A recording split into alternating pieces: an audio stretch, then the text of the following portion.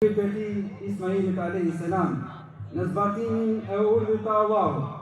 Kjo nuk ishte një ngjarje e zakonshme, por një shprovë që do të mbetej shembull për të gjithë brezat e besimtarëve, si një model i përulësisë, besimit dhe nënshtrimit të sinqert ndaj vullnetit të Allahut xhalla shanuhu.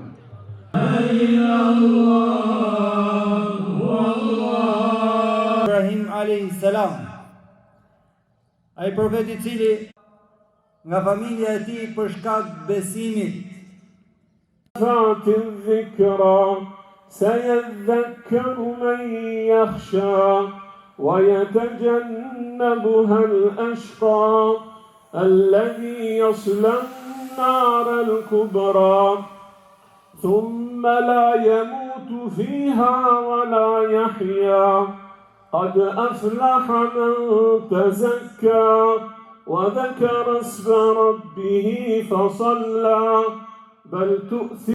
Dhe do të ngjesh mu me lejen e Allahut Azza wa Jall nga durimtarët. Momenti në të sakrifikohonte djalin e tij, por për të dhënë provë besimin e Ibrahimit alayhis salam, nuk e pranoi Allahu Azza wa Jall kurban për njeriu në të dynja.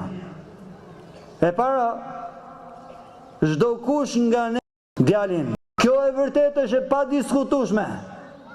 Çdo kush e beson që do të largohet një ditë nga kjo dynja. Planet që ofrojnë sot besimtarët, thot o ju njerëz, tek Zoti I Madh nuk arrin besimi dhe njësimi në Zotin e gjësisë. Kul inna salati wa nusuki wa mahyaya wa mamati lillahi. Sa nëna kërkojnë fëmijët e tyre sot, e lutim Allahun Azza wa Jall t'i mëshiroj, t'i ndihmoj. Po kërkojnë të fëmijën, dhe çfarë e shikon profeti sallallahu alaihi wasallam, pas ti momenti ta hedhi dhe fëmijën e saj në zjarr, thanë kurse si o I dashur Allahut. Shikoni çfarë thot profeti Muhammed sallallahu alaihi wasallam. O Zot, mos na lën mëshirën e njerëzve, por na merr mëshirën tate. Dhe e treta që është e padiskutueshme, qetësia, çdo mirësi ka një lodhje në vetvete. Qetësia e vërtetë e besimtarit është momentin kur Zoti e përgëzon. تزكى وذكر اسم ربه فصلى بل تؤثرون الحياة. سمع الله لمن حمده ربنا ولك الحمد. الله أكبر الله أكبر الله أكبر الله أكبر الله أكبر الله أكبر.